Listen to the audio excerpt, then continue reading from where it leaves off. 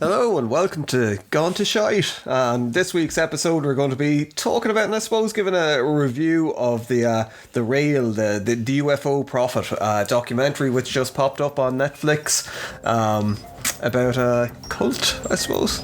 You're a cult. UFO cult, yeah, but stay tuned.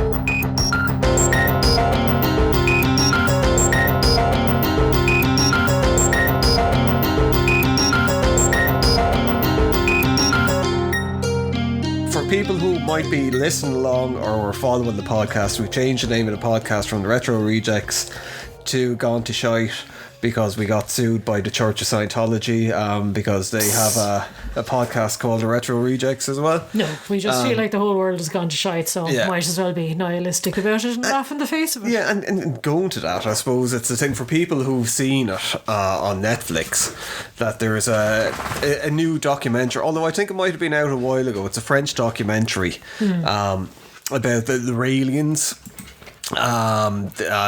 He's Claude fucking Varelia. Yeah, I can't even pronounce. There's going to be a lot of butchering of surnames in this. I can tell you. So Claude Varian. Just as a kind of a guide to kind of remind us of stuff, because before we go into things, because we used to this the whole time before we just run off talking about stuff. For people who aren't familiar with it, the documentary Raël UFO prophet. Raël, yes, Raël UFO prophet. It's documenting the birth and the evolution of this cult that started off over in France, formed by this guy Claude, who calls himself Raël, who said that he was in contact with aliens. Basically amassed a following of people who think that he's like the last prophet, based on that, like, aliens are transmitting messages to him. Yeah, they believe that the Elohim, who are like sort of angels, basically, are going to come down. Their creators are going to come down from space and like be all like, "Hey, cool guys." Yeah. And that's the basic premise of the documentary. It's a 4-episode run, so it's around 45 minutes each, so about 3 hours. That's just giving it a review before we kind of get into the whole thing. I never heard of these guys before, and then when you see bits and pieces out, one of the things that they're probably most famous for, that people who are of a certain age might remember, was that in the early 2000s, that part of their religion is that they think that the Elohim or the aliens were after, they cloned humanity and we were their children, and they're not like greys or kind of like insectoids or reptilians, they look like humans, and that they're gone off this. Sorry, that's the dog chasing after his tail. That their whole thing is that they're going to come back in the year 2035, so they have to prepare kind of an embassy for these aliens to come back. It's all fucked up. We'll get into it as we're going along. Basically, it's just an excuse to gather money and build a really nice compound. Yeah. But it's, as far as documentaries go about that, like, I was going to say why people might know them, because they have this whole thing about cloning. I got distracted there when the dog was chasing his tail. Like Homer Simpson. Squirrel. Yeah. But the whole thing where the cloning comes into it, in the early 2000s, I think 2001 or 2002, one of, I suppose, deputies, or for lack of a better word, Brigitte Bossier, is it? Brigitte. Yes. Who was a Raelian and also a PhD, I think, in biomechanics or biochemistry. She said that they were after cloning the first human being, but they didn't provide any evidence for it. That was all very mysterious and evasory. It's like, oh, you have a baby. Yes, where is it? Somewhere on Earth. Yeah, and like we'll get into that as we go through it as well. So I think that's probably what's best. And like when we're looking up stuff on YouTube about him, the whole thing with it is that it's covered by SNL. So I think you know that you're a big one. SNL end up doing a parody of you. So as a documentary itself, what did you think of it? It was actually very good, because I do think it gave a very sort of it was an interview in former and current Raelians, I suppose, and giving their point of view, and sort of from, and then kind of news media reports, and it was kind of, I suppose it wasn't kind of like sneering at it straight away, but was just pointing out all the weirdness and the inconsistencies and all the rest. And then they talked to people whose lives is fucked up by it, or who went undercover. So I think they gave a very fair account. I think they did give it a fair. I think the way that they did it was very good as well. Whereas like the first episode is kind of an introduction to him, and you do kind of look at it and kind of go, you know, he seems like a likeable enough guy. They seem hard, but that's at the first, you know. But they seem harmless enough, like coming from knowing absolutely nothing about the group. And then from episode 2 on, it's kind of like, this is like he's a bit of a sex predator. There was an awful lot of fucking horrific stuff starts coming out about him,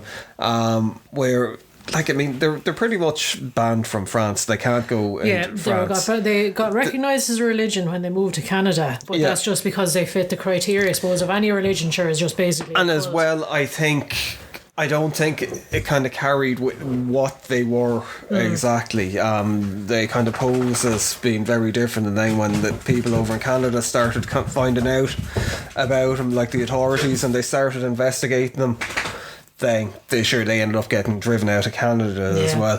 But like, I mean, as a documentary, I think it's constructed very well. It covers a story, like you were saying. I think it's relatively fair. I mean, there are plenty of people who are current Raelians as well. I'm like really surprised as well, like that they have your man Raël talking on it. They save it like a lot of it for Dr. Brigitte. Yeah, so the main characters are. And of course, it's pretty much one-sided on there, but they capture one or two bits with those people where you kind of go, oh, fuck, you got caught. It's like, this is massive spoilers for a different show. There was a documentary about Robert Durst years ago. Fred Durst's father. Yeah. And for people who basically this guy, he was accused of murdering 2 women. I think it was 2 women over the years, and like they never had any concrete proof on him. They did an interview with him, our documentary HBO did with him, and he forgot to take his mic off. Oh yeah. And he went into the toilet and pretty much admitted. Yeah, and he was like, oh, they're after catching you out and stuff like that. And it was like, oh my fucking. How simple it was. He'd lived this double life for so long, and then just being an idiot leaving his mic on, he just admitted to everything. Like now, there's nothing massive like that in this, but there is a few, like there was one more, like for as much as like Raël tries to put himself across as being this really nice guy and a peaceful man, and like there's a lot of accusations hurled towards him about like basically subjugating women, and he loves seeing women being submissive and stuff, which you can't. When you look at the stuff that goes on there, even like stuff that he's admitted himself, you kind of go, fucking hell. But there's a bit where he looks like he's going to give someone he's set up in Japan now, and there's like these girls basically bring them to, and he's like, no, that cup, and he basically fucking raises the back of his hand, doesn't it? He looks like if the cameras weren't there, he would. But I suppose that's coming from a place of like, I mean, the cult, it all started off very hippy dippy and sort of like, you know, it was all like, oh, the Elohim are like kind of our creators and our aliens, and it was all very hippie-esque so far as people are kind of walking around in the nip basically, you know, it's like, oh, our bodies are like made by the Elohim, we should be proud of them, show them off. There is a bit of free love going on, and there is a little bit of very hippie. But as it got on further, obviously it got more sinister. The more you get into, I suppose it's good. Like me, so say for people who don't want to listen to the rest of the podcast or who are interested in going off and looking at the doc, it's well worth looking at. It's a quick 3 hours as well. You blast through it obviously enough, and it's interesting. It's not like, I mean, I probably put it on thinking of the high strangeness thing to it, or like I'm into UFO documentaries. It's not a UFO, it's a cult documentary. Absolutely, with it. But I suppose we go through the history of it and kind of nearly breaking down the whole thing. Like you were saying, when it started off, this guy, he was from what I can remember, he was like a busker at first and became a pop star. Over in France. Not really pop. He hadn't like a massive hits around like that. He wasn't a singer, like Madonna, with a guitar kind of a thing, or like that. But then he fucking, which seems to be with some of these guys, like David Icke. But I wouldn't put David Icke in this guy's fucking wheelhouse at all. David Icke, I think, believes in the stuff. This guy, there's no way. I think he's an opportunist, and he's just in the 70s, which I was surprised by. I never knew there was massive UFO flap in France with like 10,000 sightings in 1 year, I think it was, they said in the documentary. It was such a fucking big problem, which I think that I would like if they spent more time on this, because I thought that was very interesting. It was such a big problem for like the whole country and the government that they had TV shows and ads detailing to people how they get in contact with the police and how that they report it and how they kind of like observe these UFO and warning people to be careful. So these were, this was like, it was a very serious thing was going on. It was taken seriously. It wasn't like seeing this whole bunch of nutcases seeing UFOs and stuff. Yeah, it seemed to be like, half the population were kind of encountering UFOs and aliens at the time. But then this Raël guy comes in and it started off with, I think he said that he just saw a UFO, and then all of a sudden it went on to, they were talking to him, and they were like, he was taken up into their UFO, and they went for a little fly around and stuff.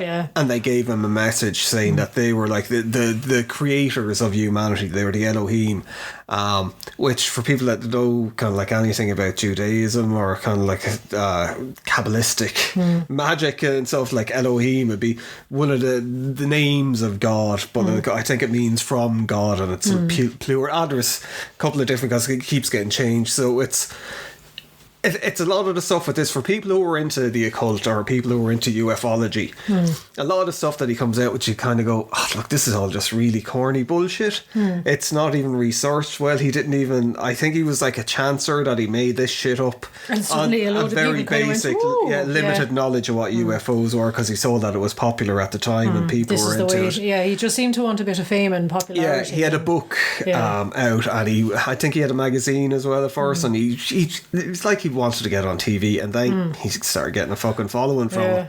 And he went down the very corny route of like, wearing kind of a white spacey kind of a jumpsuit with padded shoulders and, a big huge medallion. And like the medallion that he had as well, he said that it was like the symbol of the Elohim, which was the Star of David with a swastika in the middle of it, It's like, for people that are into, you'll always have people saying, oh, well, look, the swastika is a very important symbol that's been around, predates Nazis and stuff, you should be taking it back. But for people who are into, say, chaos magic, probably in particular, they'd be aware that symbols are just whatever meaning you bestow onto them, so I think the whole thing with the swastika is fucking pretty much gone down the drain. It's synonymous with Nazis. I don't think it could be reclaimed to that extent. Really, I don't think that Israelis or Jews kind of would be particularly happy about having a fucking swastika thrown. Exactly. It's a bit, it's got negative connotations. Extremely poor taste. And it's something to kind of go, look, you're fucking dope. And in the 70s as well, I think there was not much of it, because there was a big explosion of people interested in the occult and hermetic magic and stuff. And over in France in particular, there was a big thing. But so it's not like that stupid bastard couldn't have went out and bought a book with occult symbols in it. That he could have went, we'll go with this. But that's the thing, all these followers seem to be all dead chuffed to wear these big, huge, tacky medallions with this symbol on it, and they still wear it in their private day-to-day lives. And he actually changed it because they wanted to get into Israel at one point. Now, they cover it in the documentary. This is skipping a bit ahead, where they go to Israel trying to, and because a lot of it's happens. I suppose we'll get to Israel. We won't jump ahead. No. But in the 70s, he was a bit of a, I suppose, they looked at him as a bit of harmless idiot fucking over in France, and people were laughing at him. And it's there was a group, they were living out in the countryside, prancing around fields in the nip, and they're it's all a bit harmless and even have their fun kind of a thing. Then I think something happened probably coming up towards the end of the 70s or the 80s, where he introduced a tithe. For people who don't know, where it's a religious 10% tithe. 10% of your salary goes to the church. A lot of people weren't happy about it, and then other people were, I'm more than happy to it. So it was this whole thing where if you were paying money, you kind of got elevated, and you became, I think it's a higher guide. status in it, And they had this place called Eden, which was basically a fucking field around his house in the countryside in France. But it was the whole thing, like donations were very heavily encouraged, and like even I think one of his own followers said, oh yeah, he really enjoyed a life of luxury and the finer things. He had to stay in the best hotels. He was a race car driver at one stage, like where it was 20,000 francs, I think, a time to get the race car out.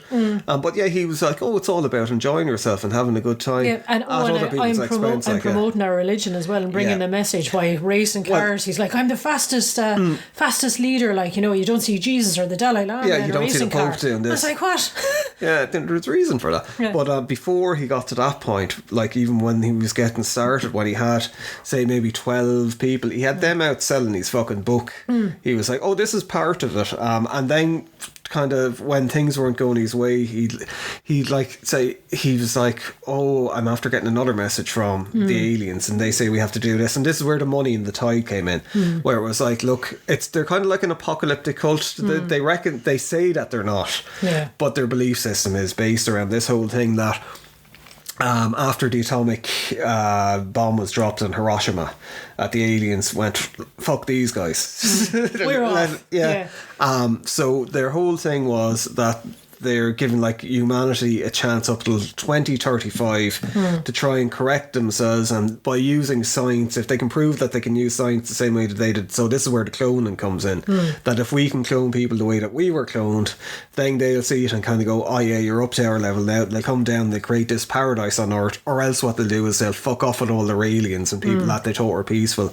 It keeps changing. Yeah. It's like, and of course as well, the belief system changes in nearly every fucking country he goes to. Yeah, the cloning thing as well was a way for them to be able to live forever themselves as well. It's like they're all talking about like, oh well, if we perfect this, we can clone ourselves and we can keep going, and you know, I'll persist to the end of time kind of a thing. You know, I think that's a very grandiose notion to have, that you're that important that you could actually want to clone yourself. But this is it's with cults, they prey on people's weaknesses and their vanity and stuff, and like this, because it comes up a lot of times in where people that are out of the cult, and you see it with people that are being in like Scientology or other, where they come out of it and they're like, I feel fucking stupid, I can't believe I did got caught up in it. And like you see it in this, that there's some people that later on that go undercover. But what they do is they get you when you're vulnerable. You're on your own. It's not like you're going with like around 10 of your friends to this thing for a laugh. It's people that are going on their own. So if you're caught up in the middle of it, you can't turn around and say, I'm not going to do this. It's very different. And especially then if you feel threatened, or if you want to be, you kind of go, oh, maybe this is like normal and stuff, but it's not. No. I mean, one of the things, the techniques that they seem to use to break you down immediately, get into the boundaries is like fucking horrendous. Yeah, like we kind of try and keep on linear kind of pathway with it, but like in the 70s then, where they brought the tide in, there seemed to be an influx of more people, and this is when things kind of started getting a little bit more nutty, like you were saying with the race cars. He was more on TV. He was basically a celebrity. You know. And then one of the TV shows he was on, it was the host, they were doing a whole thing about child safety in communes. And when the question got put to him, he was like, "Oh yeah," kind of like he basically admitted paedophilia. Kind of like that's the way it came across. The host was even giving him a few outs as well, because apparently they brought him on. They had him on before and had chats about things. So I think he just came on thinking, "Oh yeah, it's going to be just another chat about you know, I'll spread the message or whatever." But the host then was like, you know, sort of you preach about like freedom and all the rest. He's like, "Do you mean free?" And he's like, "Yes, freedom for everyone, for children, sexual as well." And he was like, "What you mean? You are encouraging sexual freedom between children and adults?" And he was like, yes, why not freedom everywhere? And he got numerous opportunities to roll back and see what he was saying. He didn't say it on that show, but it was said before that he said that when he was younger, how he learned about sex was his grandfather, when he was like, I don't know, very young, like I mean 5 or 6 or something like that, brought him into the bedroom, basically molested him. Yeah, taught him how to masturbate. Yeah, basically. And he was like, this is what should be done with children, and kind of like if and their parents should show, don't do it, then there was other people that were involved. They got done for rape of an 11-year-old whose mother agreed to it.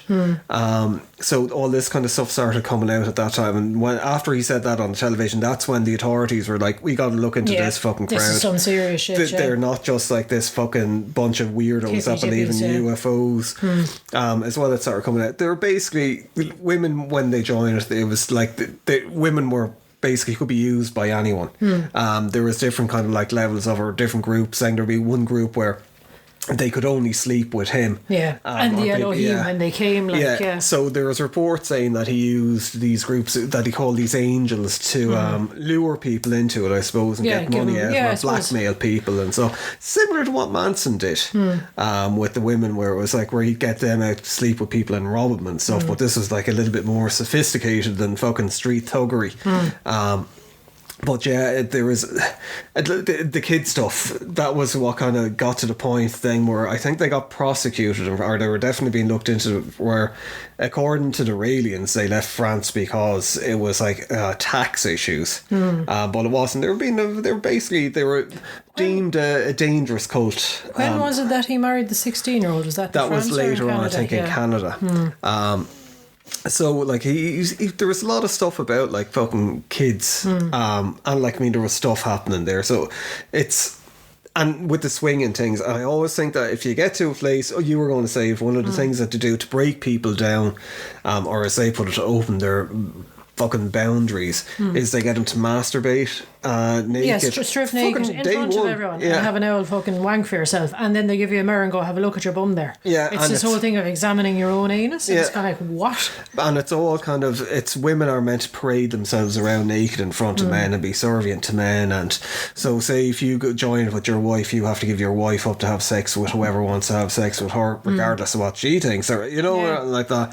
And of course Raël has free pickings of normal cult stuff. But all that came out in front, and then people were like, all right, like these people, and people were really turned on him. They went out to Israel then at that point, I think nearly to try and they were going to see if they could get land out there to build their embassy for the aliens. They went out there, unsurprisingly they weren't really welcomed. So they ended up in Quebec, Montreal, Quebec, because obviously the French connection, I suppose. And they bought land up there, and they set up like a theme park there as well, UFO land or some shit like that. But they kind of went under the radar there for a long time. I think because like Canadians, they were polite and they were like, oh, we don't care, they have the right to there was a lot of interviews of locals, I suppose, when they arrived, and they're like, well, how do you feel about them? And they're like, oh, well, they do what they want to do, and like the less I know about them the better, like it's their own business, leave what them they off, do. like but I mean, like, that's, they didn't know what was going on there. They thought they're just some hippy dippy sort of like, we're just living in a commune and just being a bit out of society, or whatever. As it went, I think they learned from over in France that they weren't doing as much kind of press, and they were kind of keeping it a bit more underground. They had security around everywhere, like people couldn't get in and take photographs of it or recordings of it, which is always a good sign when someone is turned a bit Branch Davidian there, didn't it? And then I think it was like coming up in the 90s when they started getting bigger, and they did TV shows again. He fucked himself up with a TV show talking about that with the cloning. This is where with your woman Brigitte, where they said that part of the aliens were after instructing them to start cloning her to do it. So this one, she like was trying to get money together for a lab, which, like, cutting a long story short with it, they said that they cloned someone. It was her and a fucking guy who wasn't fully qualified in a lab. They got money from grieving parents whose child was after dying. He was like a mega rich attorney who gave him like hundreds of thousands of dollars. Wanted to get their child cloned. And I'm sure there was other families that they're after. And of course this is set against the backdrop, like, I mean, the whole question of cloning had become quite big at that time. Dolly the sheep had just been cloned. George W. Bush was, well, I think we need to look at a ban on cloning, across that was because this was a lot of it to do with this crowd, because they started talking about human cloning, human sanctity, and you shouldn't be cloning all the rest, so they kind of went against it then. He said that's why they went against it, just to get fucking publicity for it. So, like, I mean, they didn't clone anyone. It's the guy that was in the lab said it was all bullshit. It ruined his life. He really regretted it. He went along with it to a certain extent, and then when everything he was like, this is not right, and he would have known if there was anything. He was like, no one was it was absolutely nothing. She'd like that. turn up every now and again just for photographs in the lab, but there was nothing going on. And then in 2001 or 2002 they announced that they were after cloning someone, but they announced it in Florida, and there was an attorney down in Florida who he was a family lawyer, or kind of, I don't know what the right word. Yeah, but basically, I mean, like, anyone in Florida has the right to report to the courts if they suspect a child is endangered in any way whatsoever. So he was like, well, there's a whole human being out there that's after being cloned. Who are their guardians? What kind of medical background or what kind of medical support they're getting? So he's like, I'm going to report this to the court. This is ridiculous. So he took the case there. But of course, then they were very smart insofar as like the child was never born in America, never set foot in America, born in Israel, and then the Florida court just had they couldn't do anything about it. And I think the judge was even pretty much like, look, get this shit out of my court. There's no basis for it. There's no evidence that anyone's being cloned. But before this, what kind of started a lot of it off, kind of skipped an important part. They went to Congress. That there was like the Congress were holding a meeting, I don't know what did they call them, but on cloning, human cloning, and they went along as delegates saying, oh yes, we're all for cloning and this is it. And Raël went there as well, and he kind of thought that it legitimised himself. Well, then it really just made America kind of and Canada go, who are these fucking people? Why are they such lunatics? Let's take a good hard look at them. And that really started with the whole cloning fiasco. That really brought... Now, the documentary covers the cloning thing probably over 2 episodes. It's a large part of it, but I think that part is probably...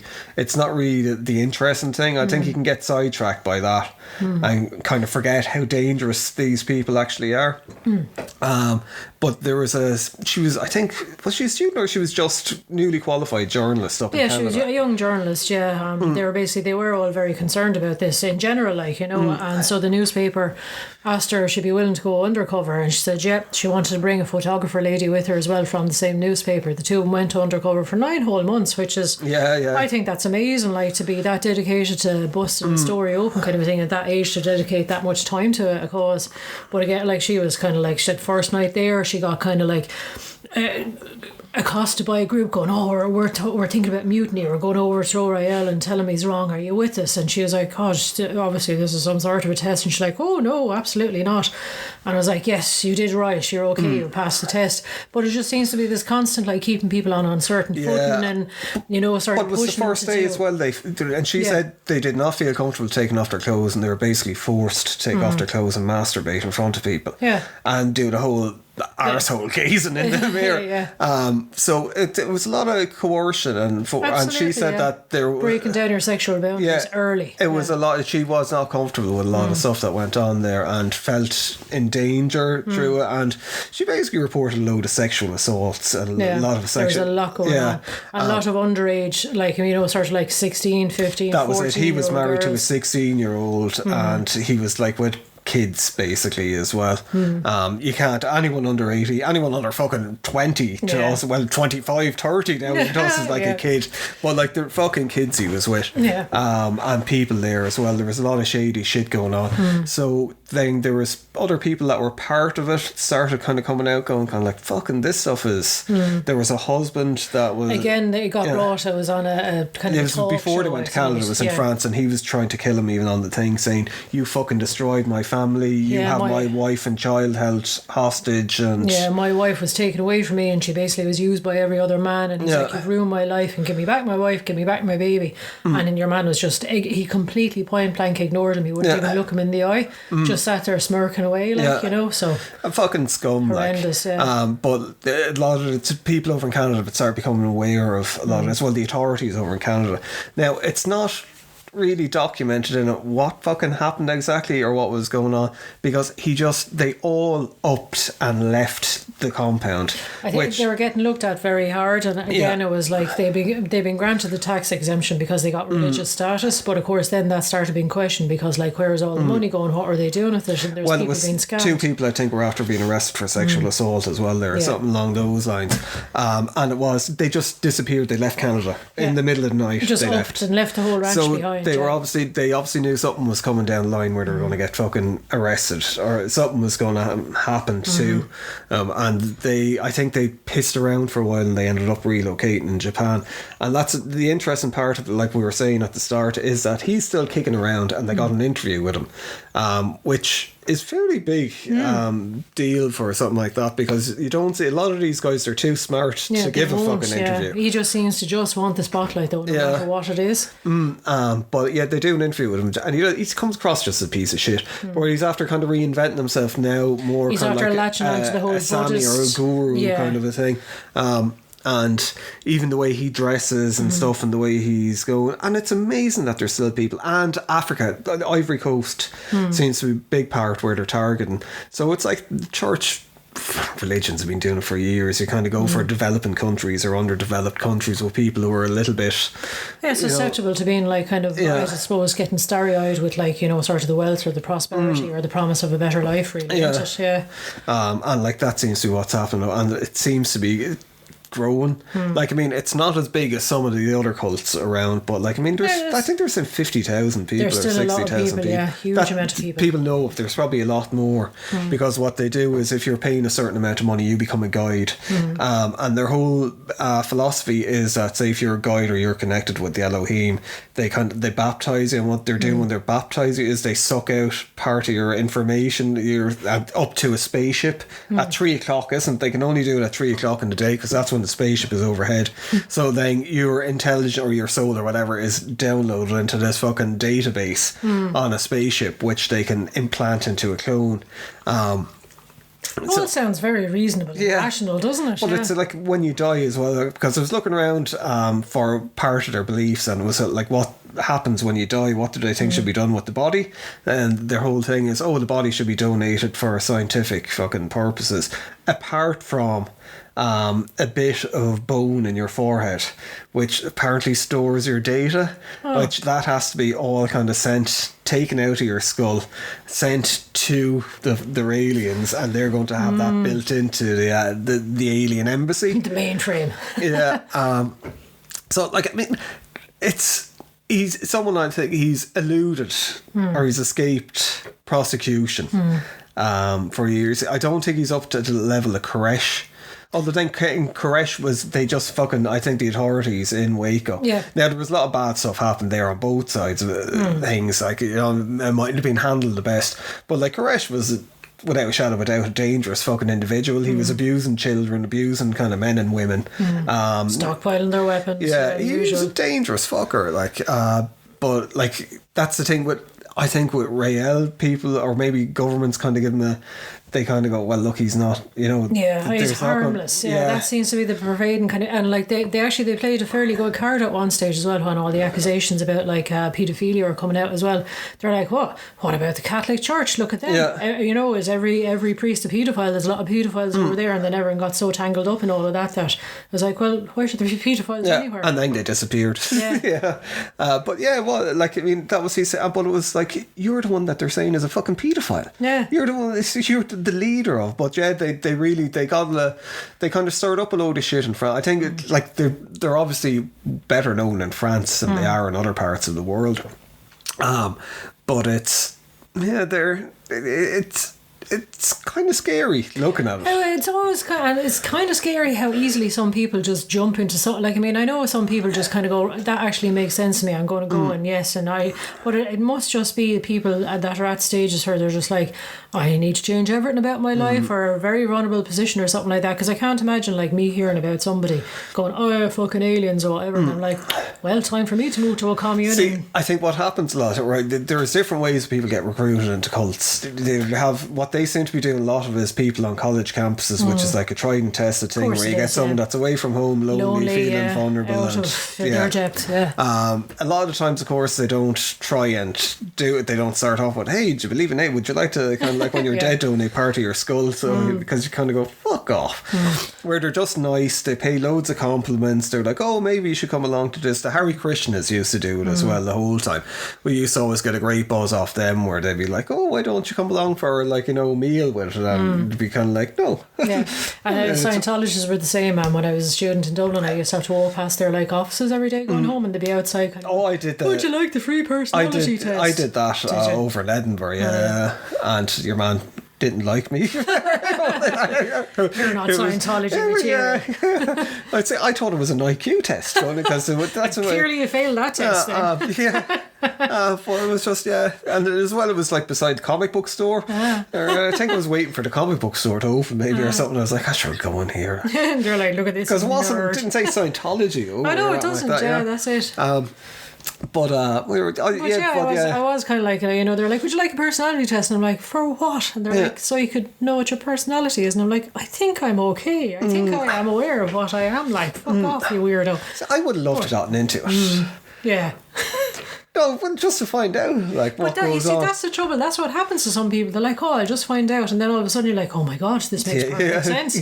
Okay, here's all my money and I'll start wearing white robes from now on. Next thing you know, you're bent over with a mirror fucking looking at your anus and Tom Cruise fucking and bend more. I can't see. It's winking at me. But it's fucking like, but how they recruit people. Yeah, so it's and then he uses the angels to get men into it, like by getting them to see them. So no doubt it's rich men, and then I suppose they probably have couples that go out and meet couples that are probably new in areas and things like that, and make friends with them and say, oh, why don't you come along to we're going on a retreat. And as well, because it's, why is everyone naked? It seems to change. It's like very new agey when it started off. Then they kind of started focusing more on the science aspect of it in the 90s, when people were like, oh, well, I'm educated and stuff. And you can always prey on people's fucking vanity and their egos by saying, oh, well, like, smart people are the ones that are with us. And like, and sure, those angels as well, is always like, only the most beautiful, prettiest, smartest women can get into that. And it's like, I want to be an angel. And they can sleep with the aliens when they come. It's like, oh wow, what fucking. But that was the thing, as I said, they had some sort of ex and current Raelians getting interviewed, and there was one woman, my God, I just felt so sorry for. She was like, totally and utterly, she's like, oh, it would have been such an honour to be able to sleep with Raël, and oh my God, to sleep. I think was her mother was one of the original people that was in it as well, but she said that she had like some terminal illness as well, which again you can kind of understand, you know, if people are sort of looking for some sort of you know, hope, or they're looking some for answers. Exactly. But it's the level of abuse that is going on with it, because there was another woman who was with him from the start and another man who was with her from the start, who they kind of whistle blew near the end of it, kind of like, you know, in the 2000s, because it was one of the women. She was like, well, I never saw anything untoward, and then kind of when it started hitting me, he's after marrying a 16-year-old that he was with for years, and then he just dumped her for another kid. And that kind of, for some reason, made her start to question things. And then she was looking around and she was like, there's nothing but fucking sexual abuse going on here. And there's all children and people being brainwashed into offering up their children and partners and some relationships completely and utterly destroyed. Yeah, the whole thing with the cloning as well, is they needed surrogate mothers to be able to host them. And it was like they paraded a bunch of basically 18 to 22-year-olds around. They're all like, yeah, I'm quite happy to have, like, you know, the first human clone and blah, blah, blah. But it's like there are mothers around the cult and they're like, oh, so proud, but I was so worried. That was your woman, so Brigitte, who was the clone one. It's, well, they talked about it. I think you might have missed it. Her husband quite obviously left her, but got custody of the kids from her, and so like for a mother to lose custody of the kids, there has to be something serious going on. But you could see it, like, I mean, she was one of the questions that was asked for in the interview was like, what would you say if Raël told you right now that it was all just like, you know, a bunch of lies or whatever? And she started roaring laughing, and she said, I'd say thank you, because I wouldn't change a thing for the world. I've had the best time and blah. And it's like, you absolute lunatic. Yeah, she is. I think she's probably as bad as him. Like, you got these people, you got some people that they just get a kick out of fucking being in a position of power, and, you know. But like the abuse as well, that like it's, you know, and it's like what people saw with like Epstein with like, you know, Gazelle or whatever her fucking name is. Yeah, that there's these things people I think automatically think it's a group of men and stuff, but it's not. No, there's like men and women. There will be women. It's like you look at a lot of it's seen more and more regularly now on Reddit reports over in America about like, you know, female teachers sleeping with their students and stuff. So it's not like, you know, a paedophilia that it's just like solely a male thing. It happens. Like there's a lot of bad people out there. Well, not a lot of bad people, but there's bad people out there, both male and female. Like And I think one of the things that the Raelians now are trying to say is that they're all for, it's like how they try and bend with kind of like, the current kind wars, of, like, where they're kind of like, they're very kind of like into gender politics, and kind of like they think that people should be gender fluid, and like, obviously not saying that there's something wrong with it, there's not, but it's just that they seem to latch on to the zeitgeist and just go, right, this to is make our themselves way. look as if they're kind of woke, or kind of they're kind of well, the good guys, they can go for the people then who this is a very big issue for them, kind of a thing. And you just that's why I suppose it gets into colleges and stuff, doesn't it? Although I don't know kind of how prevalent they are over in the States anymore, or but it does seem to be like Japan and like, Korea, I think. The Ivory Coast seems to be their big thing there as well. They have a few sort of guides, I suppose, over there, and like a huge following. So it's just But as well with the UFO thing, even when they built the theme park over in Canada, it was just real cheap and tacky. The UFO didn't even look like a fucking UFO. Yeah, it was like your stereotypical saucer. Yeah, like, I mean, anyone that's into ufology, when you see stuff, reports from people who claim to have been abducted, or even people that see a UFO, a lot of people that see UFOs are like left really fucking shaken from it. They say that they just get like a horrific sense of dread, like up close, or it's not like a pleasant experience for people. It's not something that people want to talk about, and like people don't go on about, I had this. You get some people that they're like, I was talking to aliens over the fucking they're thing. my buddies now. Yeah, and it all kind of, it's reminiscent of stuff of, for people who might be familiar or aren't, John Dee with the Enochian magic. There's always been cases of these people that are in contact with something and things kind of go wrong, and it always ends up with fucking swinging and fucking kind of like, kind of fucking child abuse. Yeah, but everything. It's I don't know, with your man Raël, there's just, it really did come across to me like there's no, like, it's quite obviously all bullshit, but there's no interest in like the UFO thing. It's just all, it's just something to catch people in, I suppose. Which I think that was something that, I don't know, they just never seemed to, that they were showing interviews from the 70s and the 80s when he was on television, that people weren't really pushing it. I suppose it's because he was so flamboyant, and a lot of the other stuff that he was coming out was so fucking mental that he could just sidetrack it. Well, I think a lot of people just thought he was almost, people who weren't in the cult thought he was sort of like a quirky comedy figure nearly. I think he came across nearly like a Uri Geller for people. Yes. Who might know, of a certain vintage might be aware of that. Uri Geller is absolutely nothing like this piece of shit. No, but it's Uri like Geller that kind of level of novelty. Really nice guy, it's just that level of novelty. He's like, I'm bending spoons, and this guy's like, I'm talking to aliens. So it's that kind of like, look and see what this lad has to say for himself, and have a bit of a laugh on a Saturday night after tea, and then forget all about it and go back to your normal life. But it'd be interesting. I'd like to see like what they did with the. Actually, they haven't done any new Tiger King documentaries in a long time. Which, but it'd be nice if they did stuff like what they did with the Tiger King, with like nearly catching up, or kind of like a little doing bit of a follow up. Where are they now? Where are they now? Because, or even like a report into where they are in the modern world. Yeah. Because that last 20 minutes when it does show the Ivory Coast, and so you do kind of go, oh fuck. Yeah. And like, there's guy that was trying to prosecute him over in France. I think he's a judge over in France now, and when he's talking to the documentary makers, and he's like, he's still around because it's whatever way he's after managing to do it, it's people aren't fucking aware.